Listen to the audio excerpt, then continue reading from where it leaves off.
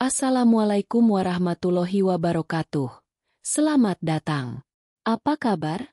Semoga kalian semua selalu dalam keadaan sehat dan bahagia. Ya, sebelum lanjut, jangan lupa dukung kami dengan klik tombol subscribe dan komen hadir untuk absennya. Selamat menonton. Linde terbangun dengan rasa sakit yang menusuk, bukan dari luka fisik, melainkan dari memori yang bertabrakan. 1 detik. Ia adalah penguasa besar alam 9 sunyi, yang baru saja mengalahkan musuh bebuyutannya dan merasakan kesuksesan yang tak terlukiskan. Detik berikutnya, ia terdampar di atas lantai marmer dingin, kepalanya berdenyut, dan dia dipaksa untuk mencerna ingatan lain. Ingatan menyedihkan dari seorang pria bernama sama, Linde, yang hidup di abad ke-21 yang modern ini. Dasar pecundang. Kau bahkan tidak becus merangkak ke kamarku. Cuma tidur di lantai. Memang itu tempatmu. Suara melengking, tajam, dan penuh penghinaan itu menusuk telinga Linde. Ia menoleh perlahan. Di ambang pintu, berdiri seorang wanita yang cantik luar biasa, tetapi memancarkan aura arogansi yang menusuk. Su Qingsui, istri sahnya. Gaun malam sutra mahal membalut tubuhnya. Tapi mata birunya menatap Linde seolah menatap kotoran. Linde, sang penguasa besar, merasakan kemarahan suci yang sudah lama tidak ia rasakan. Dalam kehidupannya yang lalu, tidak ada makhluk rendahan di seluruh alam semesta yang berani berbicara kepadanya seperti itu. Tapi sekarang, ia terperangkap dalam tubuh Linde yang lemah. Seorang suami pengecut yang hanya menumpang hidup dan selalu diinjak-injak oleh keluarga Su. Ia telah bereinkarnasi dan masuk ke dalam novel picisan yang tak sengaja ia baca sebelum kematiannya. Sebagai tokoh sampingan yang menyedihkan. Apa ini lelucon dari langit? Aku, sang penguasa, harus menjadi cacing di kaki seorang manusia biasa? Batinnya geram. Linde memejamkan mata, memanggil sedikit sisa kekuatan spiritualnya. Tubuh ini begitu lemah, salurannya tersumbat. Tapi esensi sang penguasa tak bisa dihapus. Perlahan, ia merasakan energi dingin mulai berputar di dantiannya, membersihkan lumpur yang menyumbat. Itu adalah proses yang menyakitkan, tapi bagi Linde, itu seperti bernapas. Ia berdiri, perlahan namun pasti. Tinggi dan postur tubuhnya berbeda dari Linde yang lama. Ada aura berbahaya yang kini melingkupinya.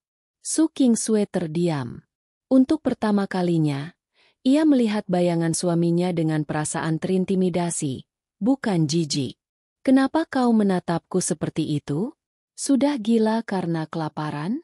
Cepat bersihkan dirimu. Malam ini ada pesta makan malam penting keluarga. Jangan sampai kau mempermalukan aku lagi dengan tampang menyedihkanmu. Linde tersenyum tipis. Senyum yang sama sekali tidak pernah dikenali Su Qingsui. Senyum penuh sarkasme dan penghinaan. Memalukan? Aku. Linde melangkah maju, membuat Su Qingsui refleks mundur selangkah. Kaget karena suaminya yang pengecut berani mendekat. Kau takut padaku, Su Qingsui.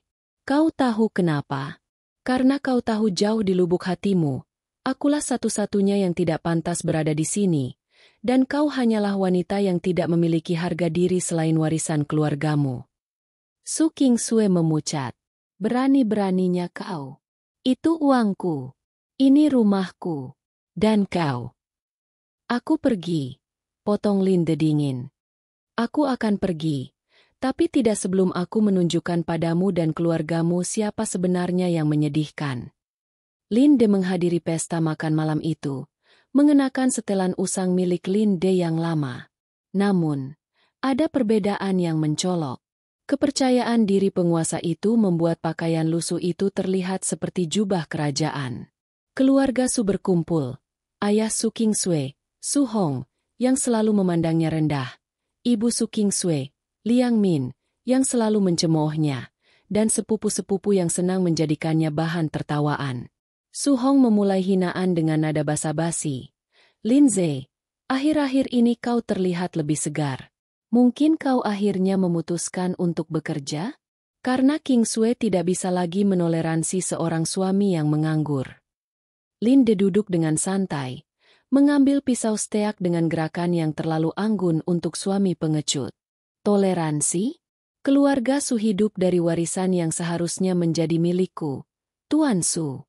Seharusnya aku yang tidak menoleransi pencurian kalian. Seluruh ruangan hening. Pisau steak yang dipegang Linde memantulkan cahaya, membuat Liang Min menelan ludah. Apa maksudmu? Tuntut Su Hong. Wajahnya memerah. Linde mengeluarkan tablet lama dari sakunya. Dengan satu sentuhan cepat, ia memproyeksikan data keuangan dan hukum ke dinding. Warisan Tuan Tua Su, kakek buyut King Sui, seharusnya jatuh kepada istriku tanpa syarat, asalkan dia hidup bersama pasangan yang dia cintai. Tapi kalian telah memanipulasi surat wasiat, menahan dana, dan menggunakan pernikahan ini sebagai alat untuk menahan warisan. Kalian mengambil untung dariku, suami, tak berguna, ini, untuk menjaga uang tetap di tangan kalian. Keluarga Su panik. Su King Sui, yang selama ini mengira ia adalah korban dari Linde yang malas, kini melihat celah gelap yang tak pernah ia sadari. Itu fitnah. Itu rekayasa. Teriak Liang Min. Linde menyeringai. Rekayasa? Aku hanya menghabiskan 1 jam untuk mengakses sistem keuangan yang kalian pikir aman. Jika aku ingin, aku bisa membuat seluruh kerajaan kalian runtuh sebelum sarapan. Aku, Linde, tidak bisa dirugikan. Tidak di kehidupan ini, tidak di kehidupan manapun. Ia berdiri. Ia telah membuat titik balik. Ia telah menunjukkan kekuatannya. Ia menoleh ke Su King Sui, yang tampak bingung dan sedikit terkejut. Aku memberimu pilihan, Su King Sui. Teruslah hidup dalam kebohongan yang manis, atau bebaskan dirimu. Aku tidak akan pernah menjadi suami pengecutmu lagi. Aku pergi. Linde berjalan keluar dari mensyahnya yang megah, meninggalkan kekacauan, kejutan, dan awal dari kemarahan yang akan mendidih di hati mantan istrinya. Ia melangkah menuju jalanan malam yang dingin, tapi hatinya membara dengan api penguasa. Malam itu, kemarahan Su King Sui mencapai puncaknya. Harga dirinya hancur. Bukan karena data warisan yang diungkap, tetapi karena keberanian Linde yang menghajar habis-habisan egonya. Ia telah berteriak, memanggil polisi, bahkan mengancam Linde dengan pengacara terbaiknya. Tetapi Linde hanya menatapnya dengan pandangan kosong, dingin, seolah ia adalah seekor nyamuk. Linde, setelah keluar dari rumah Su, menyewa kamar hotel kecil. Ia menggunakan kekuatan spiritualnya yang baru pulih untuk menyembuhkan semua luka fisik dan mental Linde yang lama, sekaligus mendapatkan kembali fragmen kecil dari kekuatannya. Untuk menjadi penguasa di dunia ini, aku butuh sumber daya. Dan yang paling cepat adalah uang, gumamnya. Ia menemukan sebuah proyek perangkat lunak open source yang mandek karena bug matematika yang rumit. Lin Jie, yang pada kehidupan sebelumnya menguasai astronomi, fisika, dan mantra kuno, menyelesaikan masalah itu hanya dalam 10 menit. Ia mengunggah solusi, menambahkan beberapa peningkatan, dan meminta imbalan yang besar. Dalam beberapa jam, dana sebesar puluhan juta yuan ditransfer ke rekening barunya. Sementara itu, Su King Sui telah merencanakan pembalasan. Ia menuntut perceraian sepihak, ingin menunjukkan bahwa Linde lah yang dicampakan. Ia menelepon Linde. Nada suaranya penuh kemenangan palsu. Aku mengirim surat cerai. Kau tidak akan mendapatkan sepeser pun dari harta keluarga Su. Tanda tangani. Dan enyahlah dari hidupku. Linde hanya tertawa di seberang telepon. Tawanya bukan tawa Linde yang pengecut, melainkan tawa penguasa yang melihat kebodohan. Surat cerai? Senang mendengarnya. Aku sudah lelah hidup di bawah bayang-bayang kebodohanmu. Kirimkan. Aku akan menandatanganinya. Dan jangan khawatir soal harta. Aku akan menjadi miliarder sebelum kau bisa melunasi tagihan parfummu, Su King Sui. Pertemuan untuk penandatanganan surat cerai diadakan di kantor pengacara. Su King Sui datang dengan penuh percaya diri, ditemani oleh pengacaranya yang terkenal. Linde datang sendiri, mengenakan kaos polos dan jeans, terlihat santai. Tanda tangani, Linde, dan kau akan bebas dari kewajiban keluarga Su, ujar Su Kingsue dengan nada merendahkan. Linde mengambil pena, tapi bukannya menandatangani. Ia menunjuk sebuah klausul yang telah disiapkan oleh pengacara keluarga Su, yang pada dasarnya melarang Linde menuntut apapun di masa depan. Aku akan menandatangani, tapi aku punya syarat, kata Linde, suaranya tenang. Kau harus mengakui, di depan pengacaramu dan notaris ini, bahwa kau secara emosional dan verbal telah menyalahgunakan aku selama pernikahan ini. Dan sebagai kompensasi, aku tidak membutuhkan uang, tapi semua saham Linde yang lama di perusahaan kecil yang sudah hampir bangkrut yang pernah dijanjikan oleh kakek buyutmu. Keluarga Su tertawa. Saham perusahaan rongsokan? Itu tidak ada harganya. Pengacara Su Kingsue berbisik. Terima saja, Nona Su. Permintaan yang sangat murah. Su Kingsue ingin cepat-cepat menyingkirkan Linde. Setuju. Ia mengucapkan pengakuan, dengan nada mencibir, dan menyerahkan dokumen saham yang tidak berharga itu. Linze tersenyum puas. Itu bukan saham biasa. Itu adalah saham yang memberinya akses ke lokasi tambang mineral kuno di balik layar yang hanya diketahui oleh mendiang kakek buyut Su, dan sekarang, oleh penguasa yang telah bereinkarnasi. Selesai, ujar Linze, menyerahkan surat cerai yang telah ditandatangani. Selamat, Nona Su. Sekarang kau bebas. Dan aku juga. Saat Linde berjalan keluar, ia tidak menoleh ke belakang. Kepergiannya ini adalah kepergian yang penuh martabat, bukan pelarian. Kehidupan Linde pasca perceraian melesat seperti roket. Dengan dana dari bug fixing dan akses ke tambang mineral, yang ternyata mengandung batu giok spiritual langka, ia mendirikan perusahaan teknologi kecil bernama Ninsi Lenge, sebuah penghormatan pada alam semesta lamanya.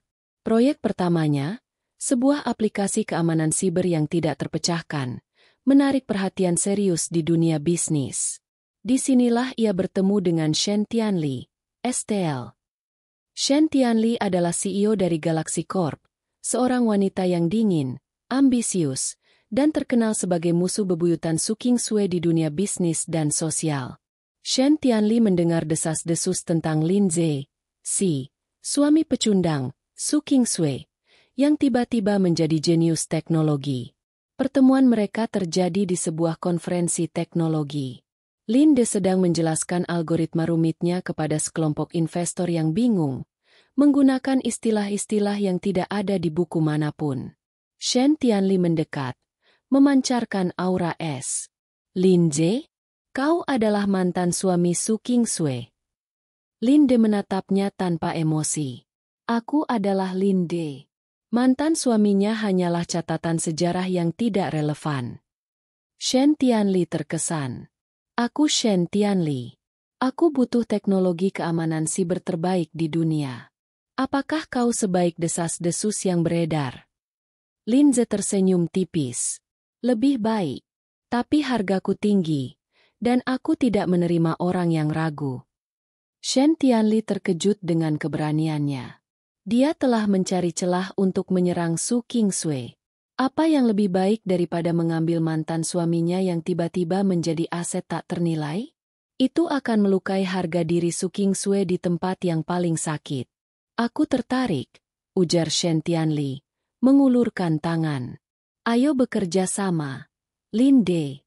Dan aku janji, ini akan menjadi kemitraan yang akan membuat mantan istrimu menangis darah. Linde menjabat tangan Shen Tianli. Matanya berkilat. Shen Tianli adalah kartu yang sempurna untuk menunjukkan kepada dunia betapa bodohnya keluarga Su dan Su Kingsue. Kemitraan yang menguntungkan adalah yang terbaik. Aku setuju, Nona Shen. Mari kita buat keluarga Su menyesal telah melepaskan singa hanya karena mereka mengira dia adalah kucing liar. Di saat yang sama, di sebuah restoran mewah, Su Kingsue sedang merayakan kebebasannya bersama kekasih barunya, seorang pria yang dipujanya sebagai cinta putih dalam hidupnya. Namun, Ia tidak bisa mengusir pikiran Lin De. Mengapa dia begitu percaya diri? Mengapa Shen Tianli tertarik padanya? Tiba-tiba, ia menerima pesan. Foto Lin De, tersenyum santai, duduk berhadapan dengan Shen Tianli di sebuah kafe mewah, membahas kontrak. Kemarahan dan sedikit getaran aneh menjalari tubuh Su Qingsui. Aku seharusnya senang, kan? Dia sudah pergi. Bisiknya pada dirinya sendiri, mencoba meyakinkan diri. Tapi senyum Shen Tianli yang dingin, dan aura Lin De yang kini terlihat jauh lebih kuat daripada pria di depannya, membuat hati Su Qingsui terasa sesak. Ia merasa seperti telah membuang permata yang sangat berharga. Lin De menikmati kebebasan. Setelah resmi bercerai dari Su Qingsui, ia merasa beban yang menindihnya selama ini, beban tubuh Lin De si pengecut, telah terangkat. Ia membuang pakaian lusuh yang tersisa dan membeli pakaian baru, sederhana, tapi berkualitas tinggi. Yang paling penting, ia membiarkan aura penguasa yang tersembunyi kini terpancar secara halus. Dalam waktu 1 minggu setelah perceraian, Ninsilenge, perusahaan teknologi baru milik Lin De, telah menarik perhatian media dan komunitas investasi. Proyek pertamanya, perangkat lunak keamanan siber bernama Ford Protocol, benar-benar revolusioner. Lin De tidak hanya menyelesaikannya. Ia telah menyuntikkan teknik formasi kuno dari alam 9 sunyi ke dalam kode biner. Bagi hacker biasa, kode itu tampak seperti labirin tak berujung. Bagi penguasa, itu hanyalah permainan kata sandi. Uang mengalir deras. Dari dana awal puluhan juta, nilai perusahaan melesat hingga ratusan juta. Lin De menggunakan dana ini bukan untuk kemewahan, tetapi untuk investasi strategis. Ia secara diam-diam memborong saham dari perusahaan tambang yang memegang hak atas lahan yang mengandung batu giok spiritual. Lahan yang ia dapatkan dari Su Qingsui sebagai kompensasi tak berharga. Ia mulai menambang dan memurnikan giok itu, menggunakan energi spiritualnya untuk mempercepat prosesnya. Giok murni itu menjadi sumber daya vital untuk memulihkan kekuatannya. Saat Lin De disibukkan dengan urusan spiritual dan bisnis, dunia luar sibuk dengan berita tentang dirinya. Di sisi lain kota, menshan keluarga Su diliputi kegelapan. Su Hong, ayah Su Qingsui, terus dihantui oleh pengungkapan Lin De mengenai manipulasi warisan. Meskipun Lin De tidak menuntut apa-apa saat perceraian, informasi itu sudah ada di tangan pengacara dan notaris, menjadi bom waktu yang bisa meledak kapan saja. Su Qingsui sedang berjuang. Pria yang ia anggap sebagai cinta putih dan kekasih barunya, Xie Yun, mulai menunjukkan warna aslinya. Xie Yun ternyata lebih tertarik pada koneksi dan uang Su Qingsui, dan ia mulai meremehkan Su Qingsui saat bisnisnya menurun. Qingsui, kenapa kau terlihat tidak fokus? Galaxy Corp baru saja memenangkan proyek yang seharusnya kita dapatkan. Ini pasti ulah Shen Tianli, keluh Xie Yun, bukannya menghibur, malah menyalahkan. Su Qingsui teringat pada Lin De, suaminya yang dulu. Ya, dia pengecut, tapi dia selalu jujur dan tidak pernah memanfaatkan koneksi kekayaan keluarganya. Dia selalu ada, meskipun diabaikan. Kemudian, muncul berita besar. Ninsilenge mengumumkan kemitraan eksklusif dengan Galaxy Corp, perusahaan milik Shen Tianli, musuh bebuyutan Su Qingsui. Foto-foto viral menunjukkan Lin De dan Shen Tianli berjabat tangan, tersenyum sinis. Melihat foto itu, handphone di tangan Su Qingsui berderak hingga retak. Kemarahan bercampur rasa cemburu yang menusuk. Lin De? Dengan Shen Tianli? Musuh terbesarku? Dia pasti melakukan ini untuk membalas dendam padaku. Namun, di tengah amarah, muncul pertanyaan. Bagaimana Lin De yang dulu bahkan tidak tahu cara mengirim email bisa menciptakan Ford Protocol yang brilian itu? Penyesalan perlahan mulai berakar. Su Qingsui mulai mencari informasi tentang Lin De. Setiap laporan media, setiap artikel teknologi, hanya menampilkan pujian. Pria yang dulu ia anggap sampah, kini menjadi pangeran teknologi yang dicari-cari. Pertemuan formal antara Linde dan Shen Tianli terjadi di sebuah restoran paling eksklusif di kota. Shen Tianli, dengan setelan bisnis abu-abu yang dirancang khusus, memancarkan aura dingin seorang ratu bisnis. Linde, aku harus mengakui, kau mengejutkanku, kata Shen Tianli, menyesap anggurnya. Meninggalkan keluarga Su, mendapatkan perceraian dengan mudah, dan kemudian mendirikan perusahaan yang bernilai ratusan juta dalam seminggu. Kau bukan suami pengecut yang digambarkan Su Qingsui. Linde membalas, manusia berubah, Nona Shen. Aku telah menjadi versi yang seharusnya. Kemitraan kita akan menguntungkanmu. Aku memberimu sistem keamanan terbaik, dan kau memberiku platform untuk bersinar, dan sedikit kegembiraan. Shen Tianli mengangkat alisnya yang tipis. Kegembiraan? Maksudmu melihat Su Qingsui merana? Linde tersenyum licik. Tepat. Kebahagiaanku tidak terkait langsung dengan penderitaannya. Tapi melihat wanita yang meremehkanku menyadari kesalahannya adalah bentuk hiburan yang menarik. Kita akan membuatnya cemburu. Nona Shen. Kau juga ingin itu, kan? Shen Tianli tertawa. Tawa dingin yang jarang ia tunjukkan. Kau benar-benar luar biasa. Aku butuh aliansi yang kuat untuk melawan keluarga Su. Bersamamu, aku tidak hanya mendapatkan teknologi, tetapi juga alat untuk mengganggu ketenangan hati Su Qingsui. Mereka berdua mencapai kesepakatan. Shen Tianli akan melindungi Ninsilenge dari serangan bisnis keluarga Su dan memberinya investasi besar. Sebagai imbalan, Linde akan memastikan Ford Protocol adalah eksklusif untuk Galaxy Corp selama 1 tahun. Ini bukan sekadar kemitraan bisnis. Ini adalah aliansi strategis yang didasari oleh kepentingan bersama dan keinginan untuk membalas dendam pada Su Qingsui. Beberapa hari setelah kemitraan dengan Shen Tianli diumumkan, Linde mendapat undangan aneh. Itu dari Jiang Qingyue, JG, bintang film dan musik paling terkenal di Asia. Ia dikenal karena kecantikan yang memukau dan persona misteriusnya yang jarang tampil di publik. Awalnya Linde mengira itu hanya permintaan sponsor biasa. Tapi pertemuan itu berlangsung di sebuah kuil tua yang tersembunyi di pinggiran kota, tempat yang tidak mungkin dikunjungi seorang selebriti. Jiang Qingyue mengenakan gaun putih sederhana, duduk bersila di aula utama kuil. Ketika Linde masuk, ia tidak menyambutnya dengan sapaan, melainkan dengan pertanyaan kuno. Tuan Lin, saya merasakan aura yang akrab dari Anda. Bisakah Anda memberitahu saya, dari mana asal-usul sejati Anda? Tanya JG, matanya yang indah menatap langsung ke jiwa Linde. Linde terkejut. Dalam kehidupan ini, hanya dia yang tahu rahasia reinkarnasinya. Bagaimana bisa seorang aktris merasakannya? Linde hanya menjawab dengan teka-teki.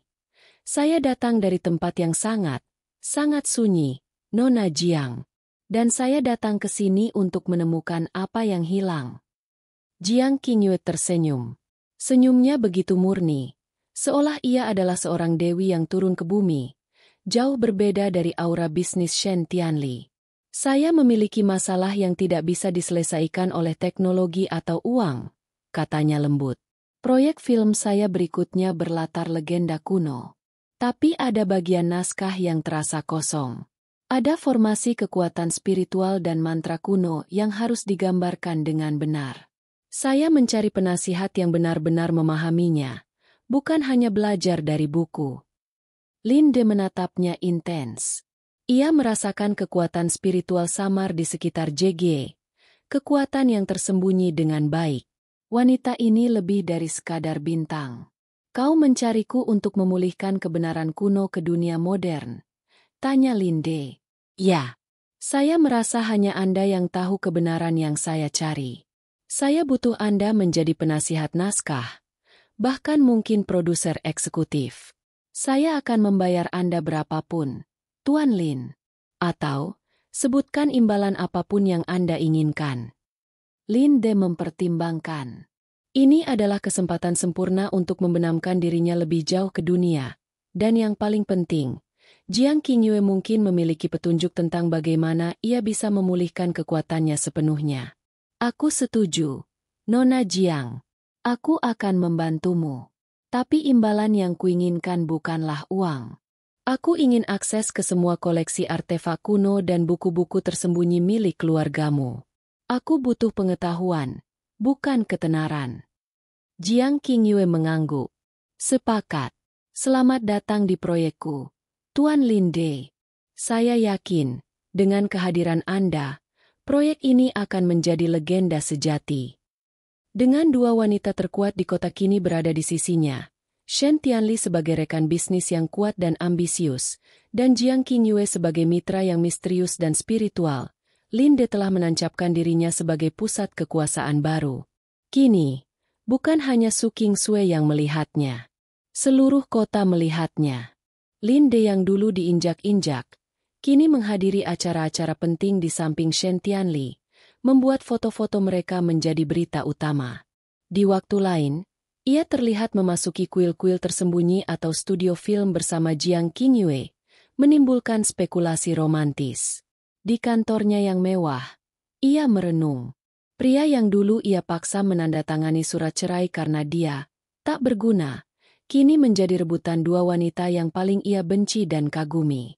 Ia mulai membandingkan Linde dengan kekasih barunya, Xie Yun. Xie Yun hanyalah parasit. Linde, bahkan sebagai mantan suami, kini adalah cahaya yang tak terjangkau. Aku benar-benar telah membuang permata demi sepotong kaca kusam. Batin Su Qingsui, hatinya hancur berkeping-keping.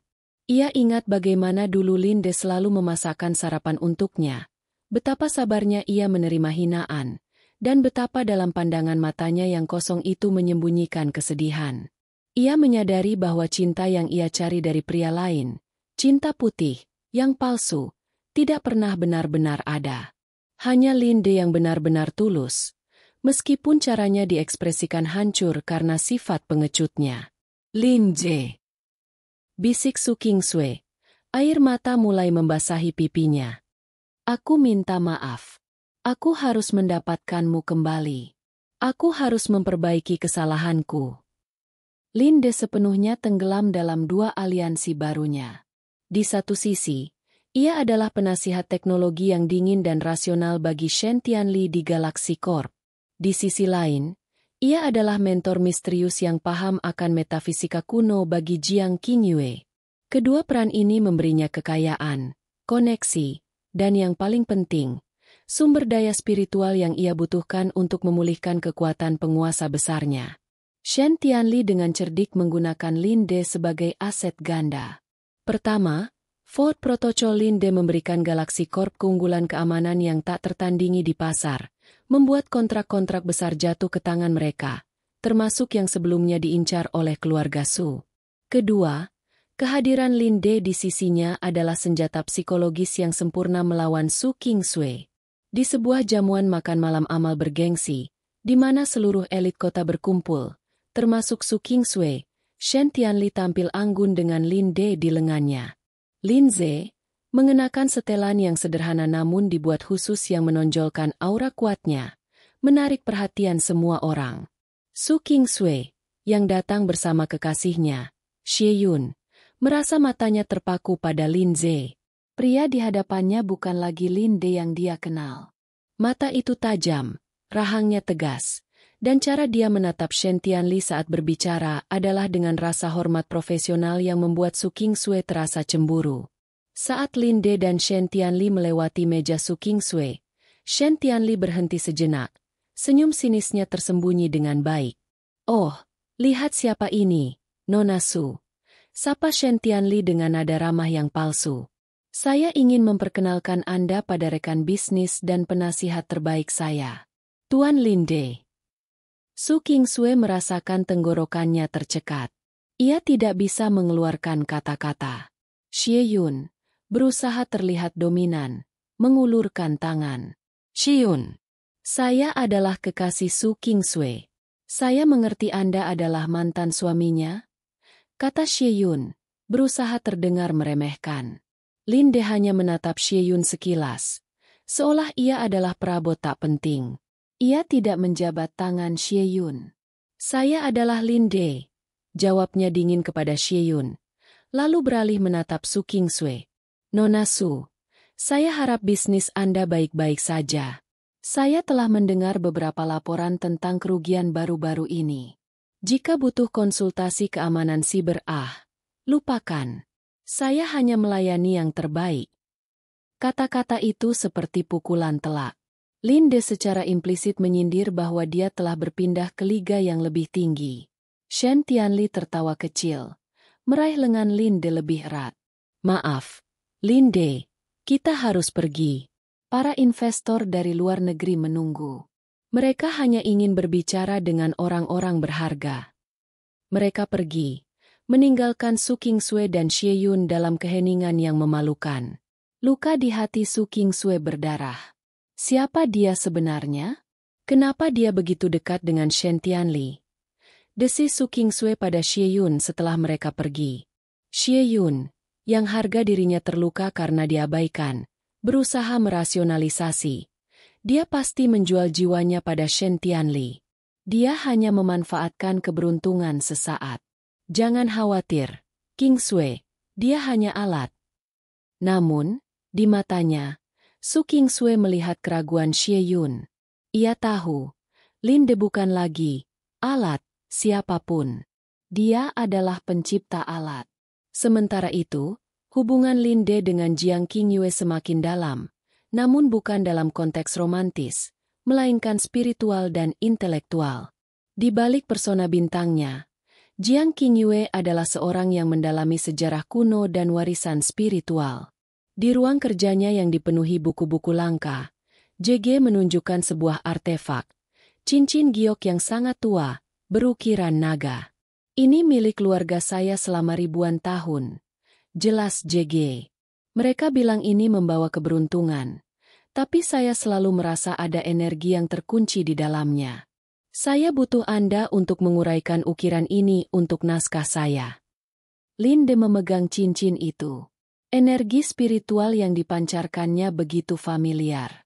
Itu adalah cincin naga pemurni langit. Artefak yang dulu ia gunakan untuk menyimpan kekuatan spiritualnya di kehidupan sebelumnya. Itu dia. Artefak yang hilang. Batin Lin De. Jantung penguasanya berdebar. Ukiran ini adalah formasi penyegelan surgawi kuno, ujar Lin De, menyembunyikan keterkejutannya. Ini bukan untuk keberuntungan. Ini adalah wadah kekuatan yang sangat besar. Nona Jiang. Jika ini diaktifkan, energi di dalamnya bisa menghancurkan gedung ini. Jiang Qingyue terkesima. Matanya berbinar, bukan karena ketakutan, melainkan karena kegembiraan menemukan kebenaran. Aku tahu. Perasaanku benar. Bisakah Anda mengaktifkannya? Aku bisa. Tapi itu membutuhkan energi yang besar. Dan cincin ini sangat penting, kata Lindsay, dengan nada yang berubah menjadi sangat serius. JG tersenyum misterius. Ambillah. Jika Anda bisa menggunakannya, itu berarti cincin itu memang ditakdirkan untuk Anda. Saya hanya ingin tahu kebenaran di baliknya. Kebaikan dan kepercayaan yang ditunjukkan JG benar-benar mengejutkan Lindsay, yang terbiasa dengan intrik dan pengkhianatan di kehidupannya yang lalu.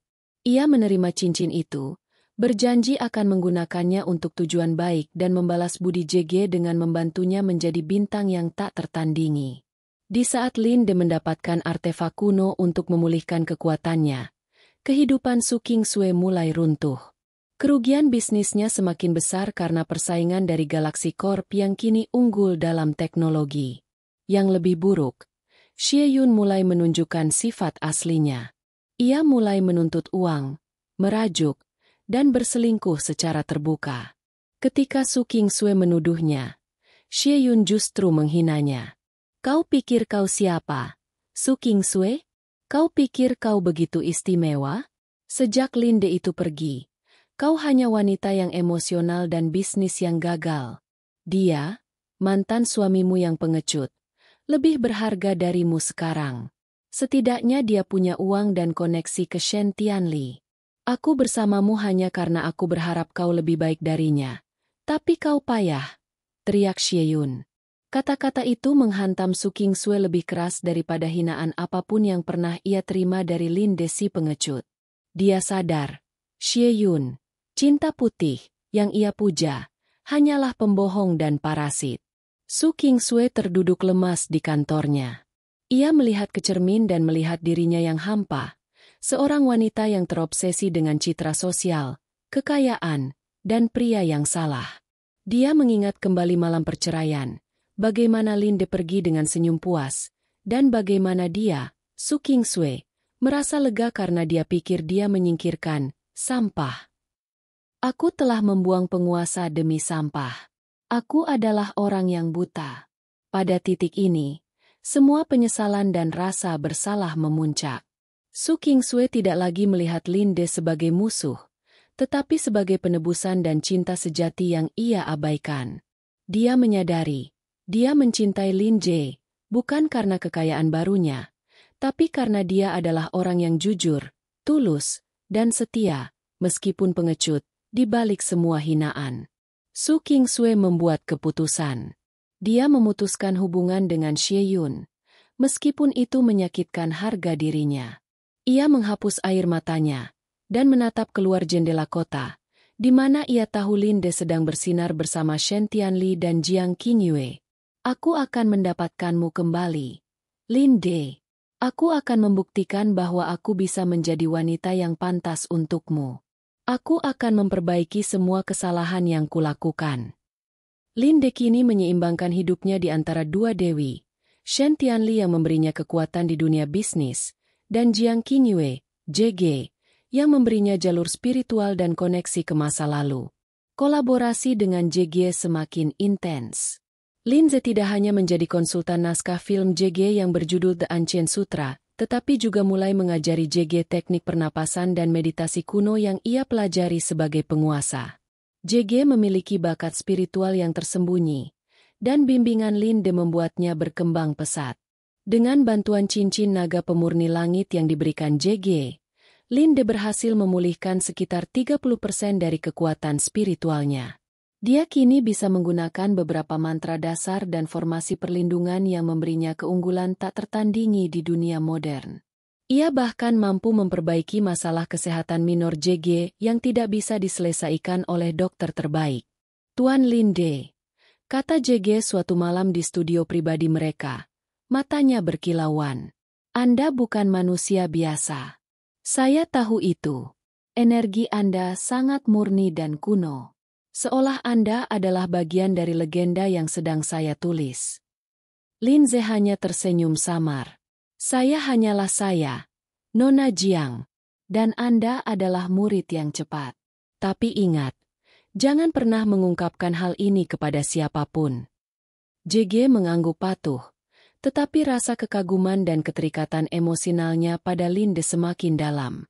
Ia melihat Lin De sebagai mentor, pelindung, dan satu-satunya orang yang bisa memahami kedalaman spiritualnya. Sebagai balasan, JG menggunakan pengaruhnya.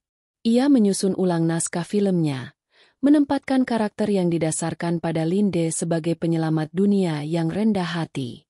Ia secara halus memperkenalkan Lin De ke lingkaran elit seni dan budaya, menjadikannya misteri yang diperebutkan di balik layar.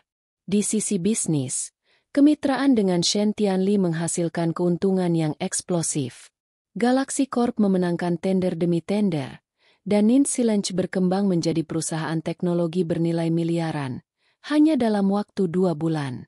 Shen Tianli awalnya hanya menggunakan Lin De untuk membalas dendam pada Su Qingsui, kini benar-benar tertarik secara profesional dan pribadi pada Lin Je. Lin De adalah satu-satunya pria yang berani memperlakukannya sebagai setara, bukan sebagai CEO yang harus dipuja atau ditakuti. Dia menghormati kecerdasannya, tetapi tidak terintimidasi oleh kekuasaannya. Lin De, kau adalah keajaiban. Aku Shen Tianli saat mereka merayakan penandatanganan kontrak besar. Kau mengubah nasib Galaxy Corp. Katakan, apa yang kau inginkan sebagai hadiah? Lin De tersenyum tipis. Pandangan matanya menembus Shen Tianli. Aku menginginkan kejujuran, Nona Shen. Dan aku menginginkan lebih banyak sumber daya.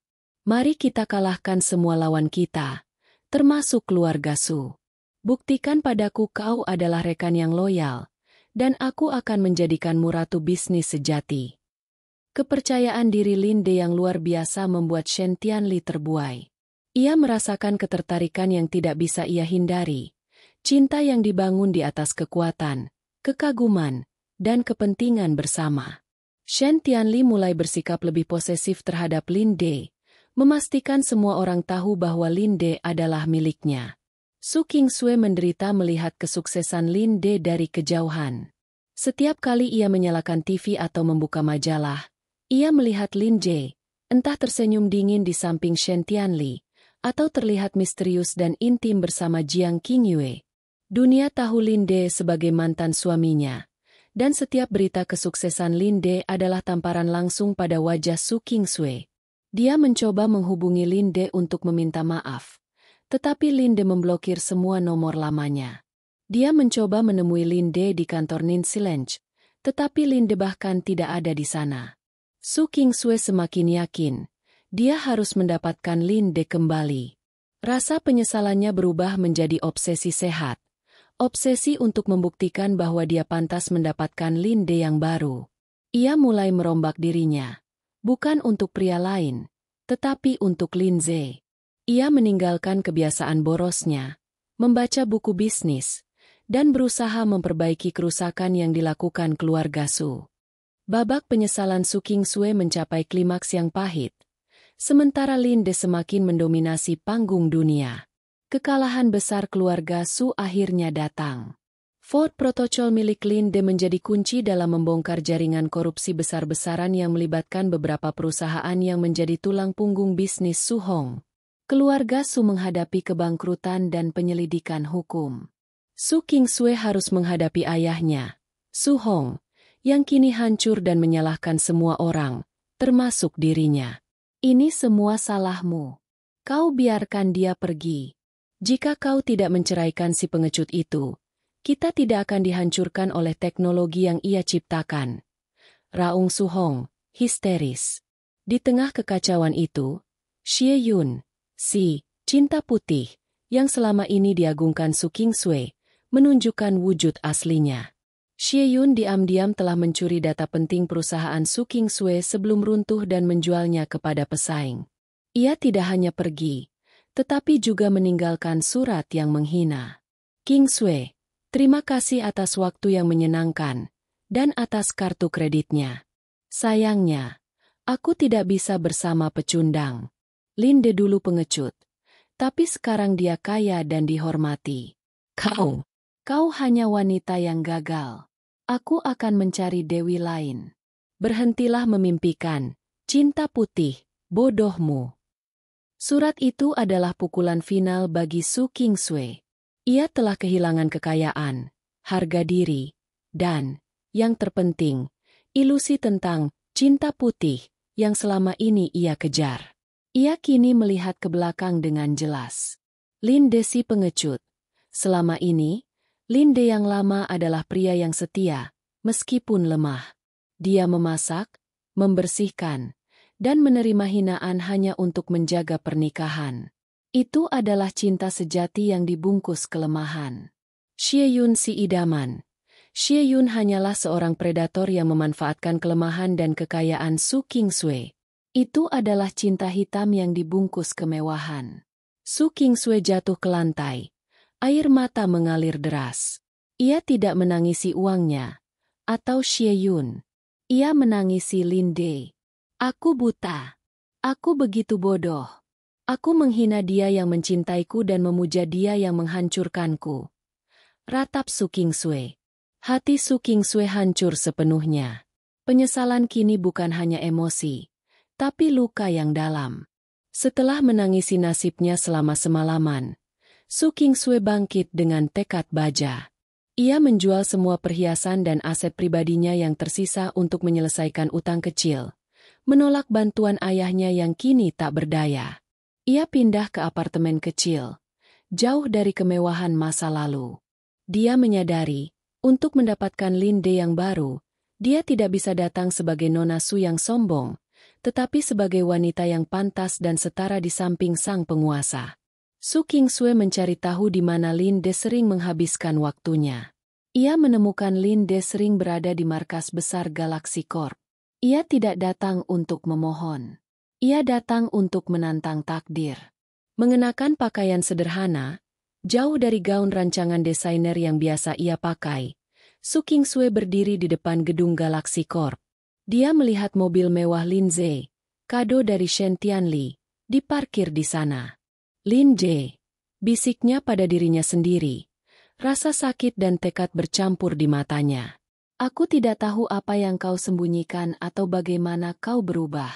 Tapi aku akan membuktikan bahwa aku pantas untuk mencintaimu. Aku akan memulai dari nol, dan aku akan mengejarmu. Lihat saja. Su Qingsui telah memulai jalan penebusan yang menyakitkan, jalan mengejar mantan suaminya. Setelah kehancuran total, Su Qingsui tidak lagi bersembunyi. Dia memilih untuk menghadapi Lin Ze, tidak dengan keangkuhan, melainkan dengan kerendahan hati yang dipaksakan oleh penyesalan. Su Qingsui tahu Lin De sangat sulit ditemui. Ia tidak berani datang ke markas Ninxi Lenge atau Galaxy Corp tanpa alasan. Ia memutuskan untuk menggunakan cara yang dulu akan ia hindari, bekerja keras.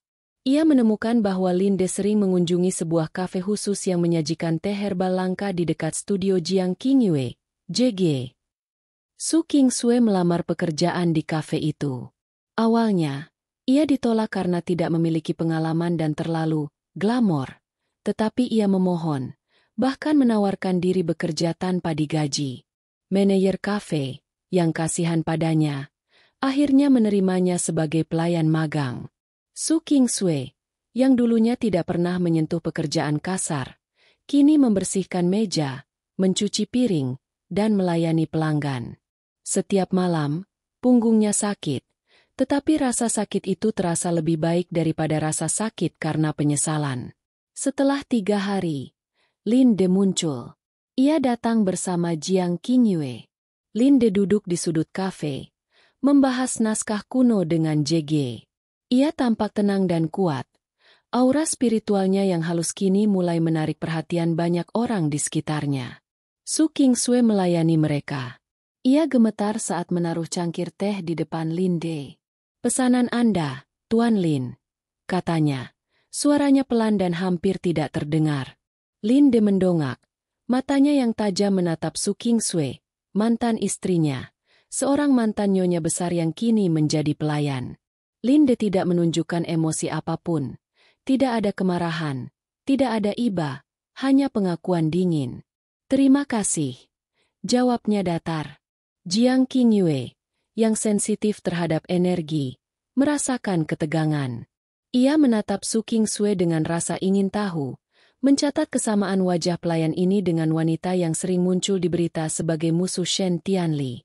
Setelah JG dan Lin De pergi, Su Qingsui pergi ke belakang dan menangis. Lin De bahkan tidak bertanya mengapa ia ada di sana. Ia memperlakukannya sebagai orang asing. Ini adalah penghinaan yang paling menyakitkan, dan justru memicu tekadnya lebih kuat. Lin De sebenarnya mengenali Su Qingsui. Sebagai penguasa, ia bisa merasakan energi di sekitarnya. Ia tahu Su Qingsui datang dari hati yang hancur, bukan tipu daya. Namun, ia tidak akan membiarkan penyesalan yang terlambat menghapus penderitaan yang ia alami di tubuh Lin De yang lama.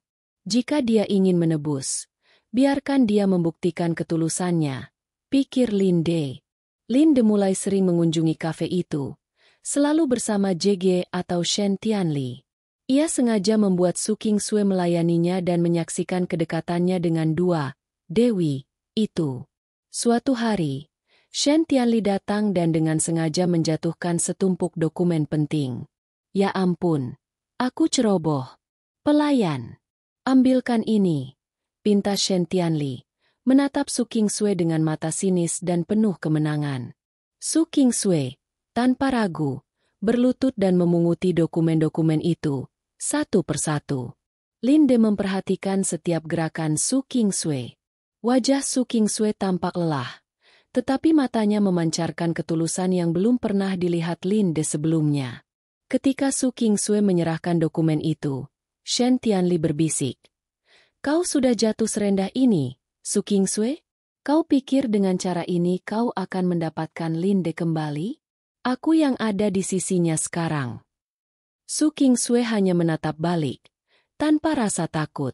"Nona Shen, saya tidak meminta izin Anda untuk hidup, dan saya tidak peduli siapa yang ada di sisinya.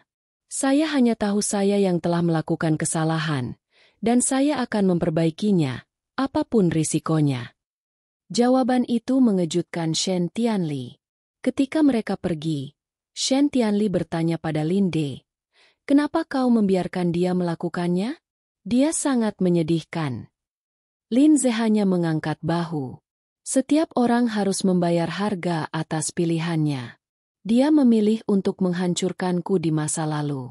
Sekarang dia memilih untuk menebus. Itu urusannya, bukan urusan kita." Namun, di dalam hatinya, Linde mulai merasa sedikit tersentuh oleh ketekunan mantan istrinya. Jalan pengejaran Su Qingsui resmi mempertemukannya dalam persaingan sengit melawan Shen Tianli dan Jiang Qingyue, di mana Linde menjadi hadiah yang diperebutkan. Shen Tianli melihat Su Qingsui sebagai ancaman yang menyebalkan. Ia tahu Su Qingsui adalah mantan istri Lin Jie, dan jika Su Qingsui berhasil mendapatkan simpati Lin Jie, posisinya sebagai rekan kerja dan kekasih potensial akan terancam. Shen Tianli meningkatkan serangannya. Ia secara teratur muncul di kafe Su Qingsui dan memesan menu yang rumit, lalu mengeluh. Dia sengaja mengatur jamuan bisnis di hotel mewah yang dulunya sering dikunjungi Su Qingsui, memastikan Su Qingsui mendapat undangan yang bersifat penghinaan, undangan untuk melihat kejayaan Linde bersamanya. Su Qingsui menerima semua itu. Dia tidak marah. Dia hanya menatap Linde setiap kali Linde datang. Matanya penuh permohonan, penyesalan, dan cinta yang tulus. Suatu malam, di sebuah gala perusahaan, Shen Tianli berpidato di samping Linde. Su Qingsui datang sebagai tamu biasa, yang penampilannya sangat kontras dengan kemewahan acara. Di tengah pidato, Shen Tianli menatap Su Qingsui. "Saya berterima kasih kepada tim saya, terutama Lin Jie, yang telah meninggalkan masa lalu yang gelap dan beracun, dan kini bersama saya. Kami membuktikan bahwa masa depan yang cerah hanya milik mereka yang melihat potensi, bukan meremehkan bakat." Ini adalah penghinaan publik yang telak. Lin Jie, yang berdiri di samping Shen Tianli, melihat ekspresi Su Qingsui. Su Qingsui tidak menangis atau melarikan diri. Dia hanya menghela napas, lalu tersenyum pahit pada Lin Jie.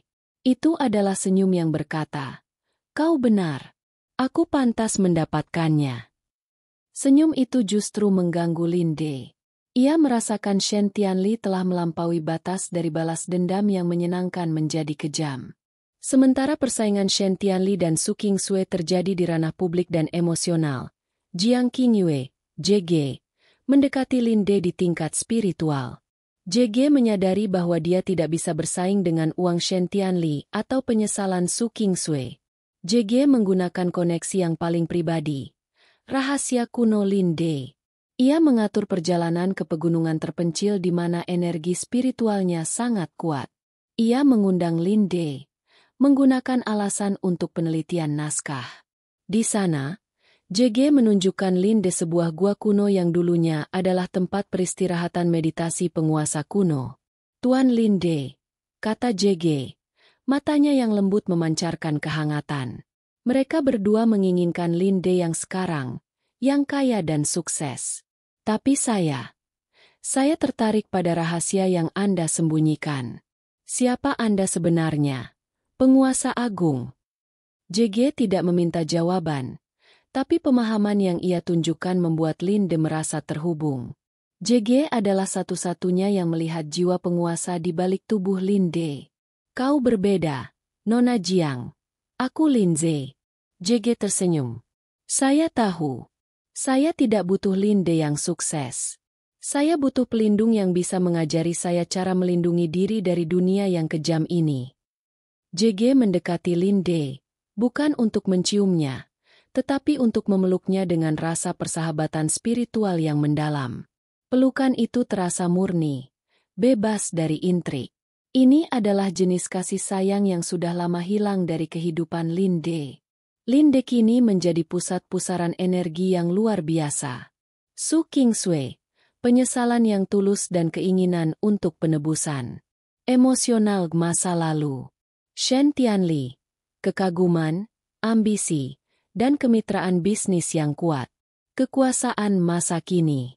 Jiang Qingyue, pemahaman spiritual, koneksi ke masa lalu, dan daya tarik yang murni. Spiritual masa depan. Linde menikmati posisi ini.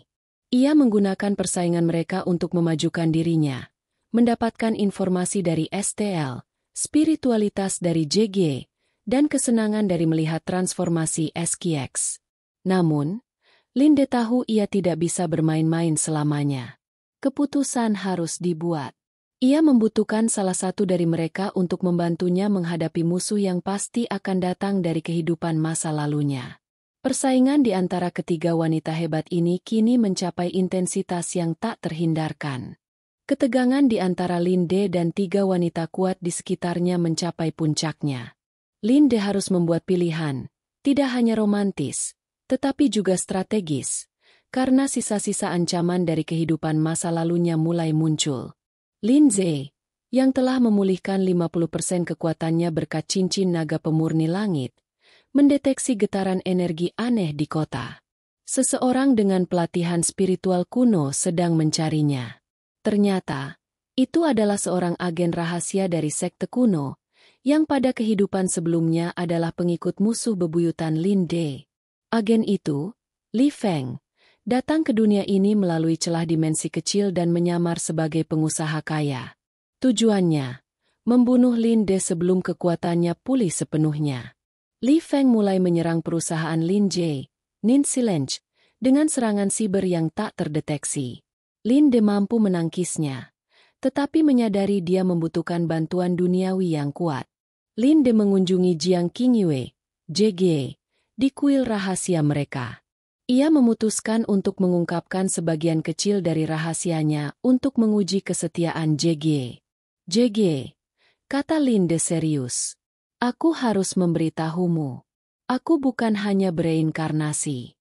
Aku adalah Linde yang sama yang ada di legenda kuno yang kau pelajari. Aku adalah penguasa besar yang jatuh. JG tidak terkejut. Matanya justru berkaca-kaca karena kelegaan. Aku tahu, Tuan Linde, bisiknya.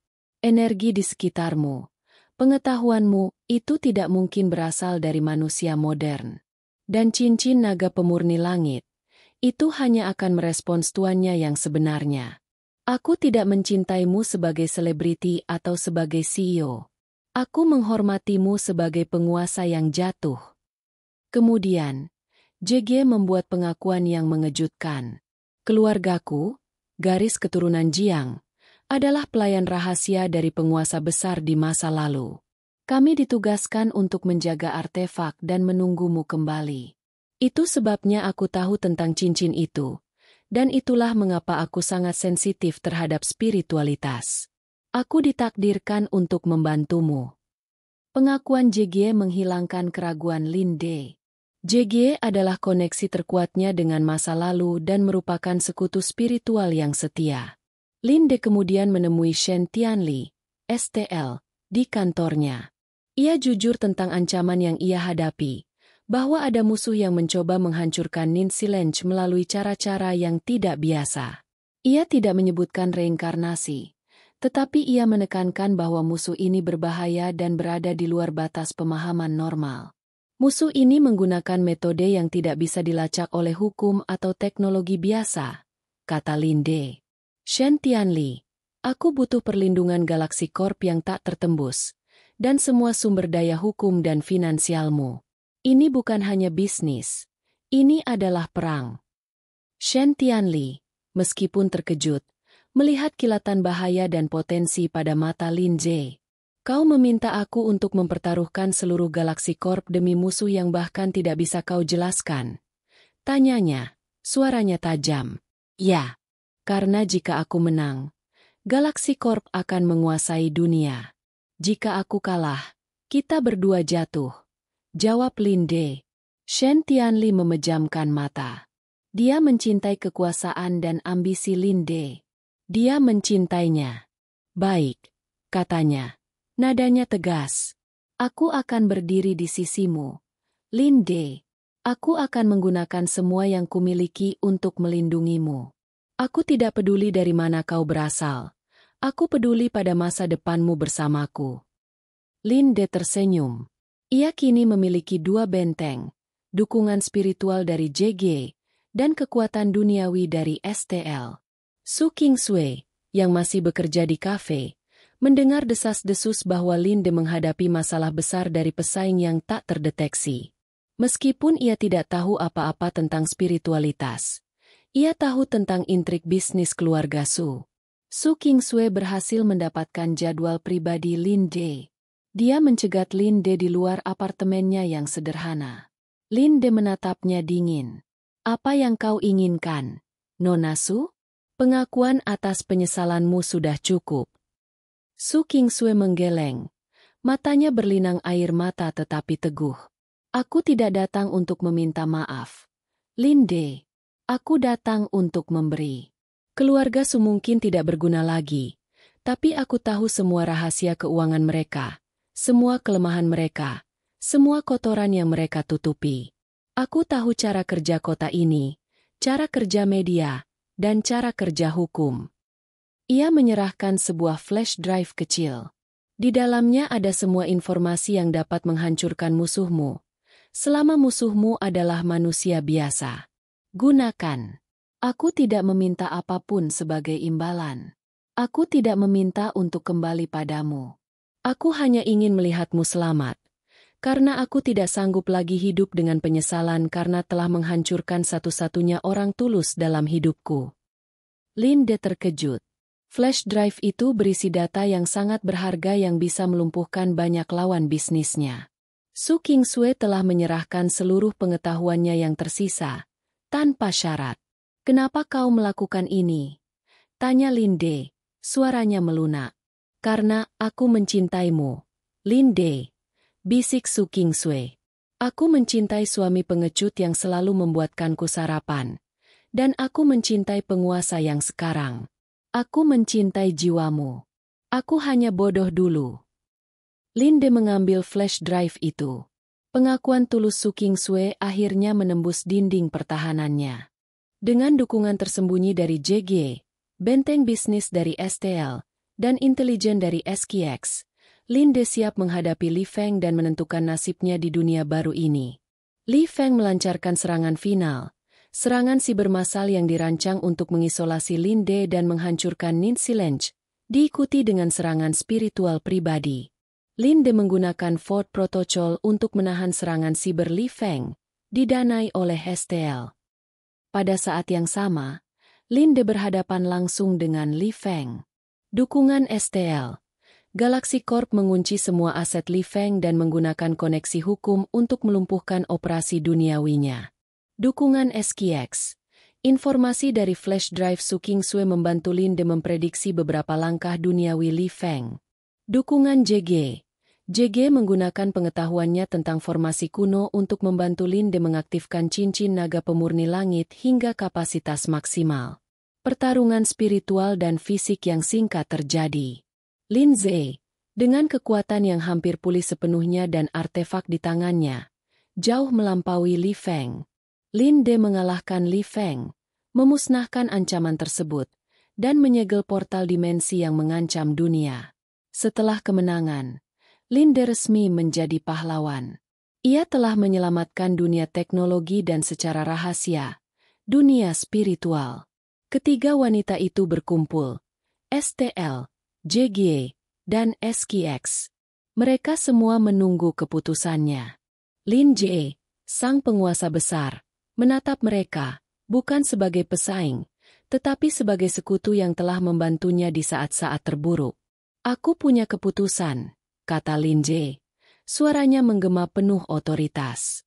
Kepada Jiang Qingyue, JG, Kau adalah koneksiku dengan masa laluku.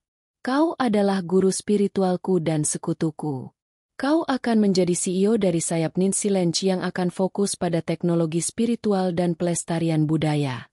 Kita akan bekerja bersama untuk membangun fondasi bagiku kembali ke alam sunyi. Aku tidak bisa mencintaimu seperti pria mencintai wanita, tetapi aku akan menjadi pelindung abadimu.